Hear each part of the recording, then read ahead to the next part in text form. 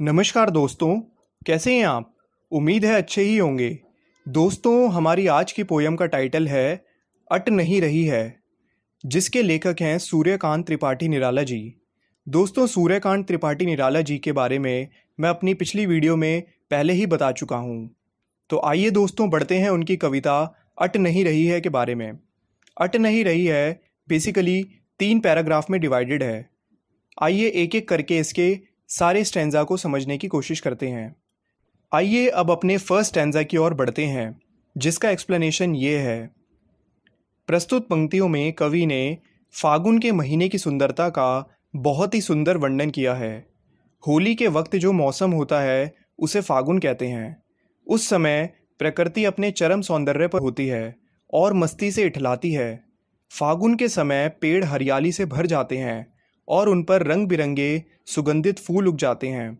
इसी कारण जब हवा चलती है तो फूलों की नशीली खुशबू उसमें घुल जाती है। इस हवा में सारे लोगों पर भी मस्ती छा जाती है। वो काबू में नहीं कर पाते और मस्ती में झूमने लगते हैं। आइए दोस्तों, अब हम अपने सेकंड स्टैंजा की ओर बढ़ते हैं, जिसका एक्सप्लेनेशन ये है।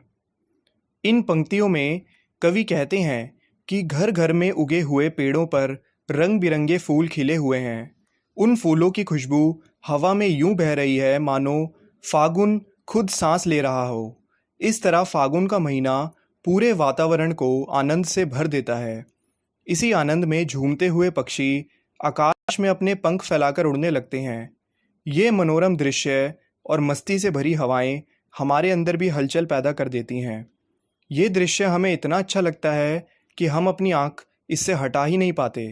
इस तरह फागुन के मस्त महीने में हमें भी मस्ती से माने एवं पर्व मनाने का मन होने लगता है। आइए दोस्तों, अब हम अपने आखिरी और थर्ड स्टैंजा की ओर बढ़ते हैं, जिसका एक्सप्लेनेशन ये है। कवि के अनुसार फागुन महीने में प्रकृति इतनी सुंदर नज़र आती है कि उस पर से नज़र हटाने को मन ही नहीं करता। चारों तरफ पेड़ों पर वह हरे एवं लाल पत्ते दिखाई दे रहे हैं और उनके बीच रंग बिरंगे फूल ऐसे लग रहे हैं मानो पेड़ों ने कोई सुंदर रंग बिरंगी माला पहन रखी हो। इस सुगंधित फूल माला की खुशबू कवि को बहुत ही मादक लग रही है।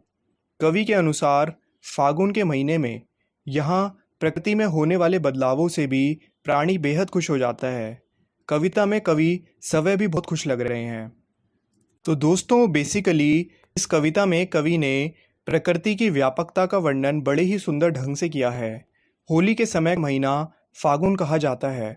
उन्होंने इस कविता में इस महीने में प्रकृति एवं मानवीय मन में होने वाले बदलावों को बड़ी सुंदरता से दिखलाया है।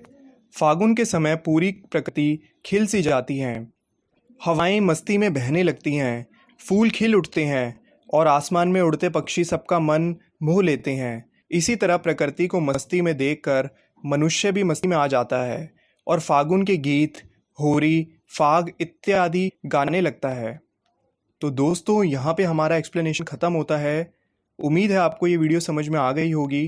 आपसे मिलेंगे अगली वीडियो में, तब तक के लिए देखते रहिए खेल खेल में ज्ञान। Okay, thank you.